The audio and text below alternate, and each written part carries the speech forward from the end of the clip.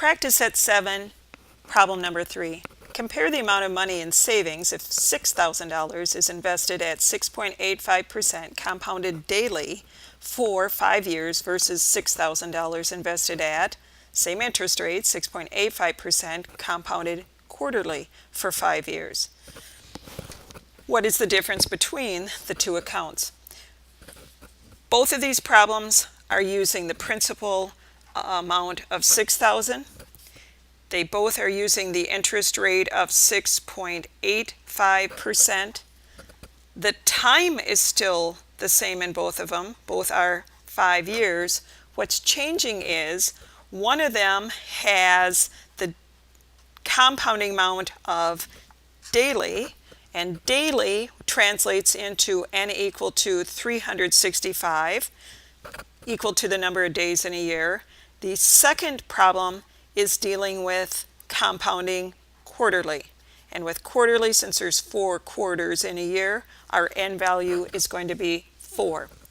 So using the compound interest formula, T is equal to the principal times the quantity 1 plus the interest rate divided by n, the compounding periods, raised to the n compounding periods times t time. We'll calculate both of these savings accounts and see what the difference results in. Replacing the principal with 6,000 times the quantity 1 plus the interest rate, which should be expressed as a decimal. Moving the decimal place 2 to the left gives us 0.0685 divided by n. The first one we'll do is the daily, so we'll use n of 365. That quantity is raised to the 365, which is our n value, times t, which is 5 years. Following our order of operations, we need to simplify inside the parentheses. The priority within the parentheses is divide and then add. That resulting value is 1.000187671.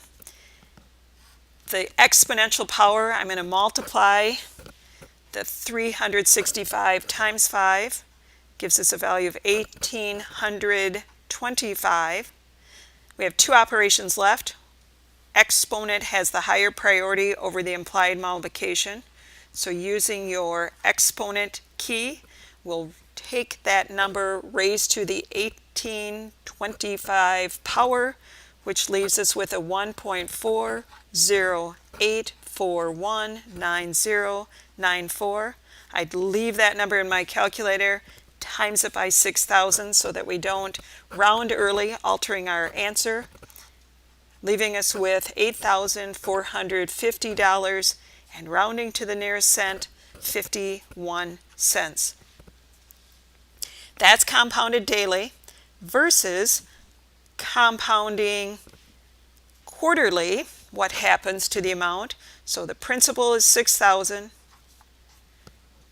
times the quantity 1 plus our interest rate, 0.0685, divided by n. Quarterly means we'll be using a 4 in place of n, raised to the n, which is 4, times the number of years, which is 5. Simplifying, same as we did in the previous one. We'll hold off with the 6,000, divide, and then add 1, results in 1.017125, raised to the 4 times 5 is 20th power. Use your exponential key to calculate the exponent next. So we have 6,000 times 1.40438627. Last, do the implied multiplication, resulting in 4,000, try that again, $8,426 and to the nearest cent, 32 cents. The question is asking what is the difference between these two accounts. So our last step will be to subtract these. Compounding daily resulted in a larger ending balance.